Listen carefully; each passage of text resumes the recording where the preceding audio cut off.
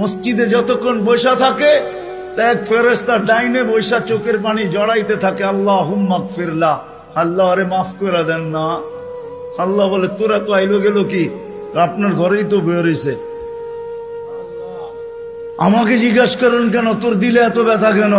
আপনার ঘরেই তো বের হইছে, বন্দা তো আপনারই সৃষ্টির সেরা, তো আপনিই বানাইছেন। ও যদিও না কান্দে তো আমি ওর পক্ষ হয়ে একটু কান্দতেছি, অসুবিধা কি? আরেকজন বলে আল্লাহুম্মা আরহাম আলাইহি, আল্লাহর উপরে দয়া করেন না। আপনার ঘরে বসে রইল, তারপরে যদি দয়া না করেন তো বাজারে গেলে করবেন, ওটা তো দয়ার জায়গাই না। কি করে না না করে না দোয়া? যতক্ষণ মসজিদে বসে থাকে আরেকজন নামাজের সওয়াব লিখতে থাকে। আল্লাহ বলে ঘুমায় তো রইল, তুই নামাজের সওয়াব লেখোস না কেন?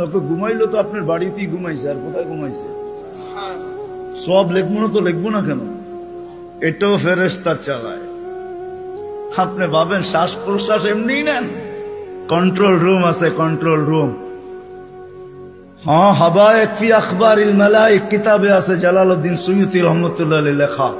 যখন শ্বাস নেই তো ফেরেশতা বলে আল্লাহ আমসিকা ওয়াতরুক, বন্ধ করে দিব না খোলা রাখবো? আল্লাহ 1,60,000 বার মেসেজ থ্রো করে, অটো উতরুক আলী আবদি আজাল, খোলা রাখ, সীমা রেখা দেওয়া আছে।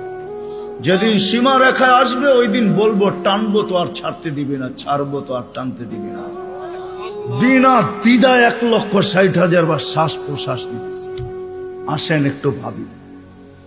সুর তো আমার কাছে নাই যে আমি আপনাদেরকে পাগল করব।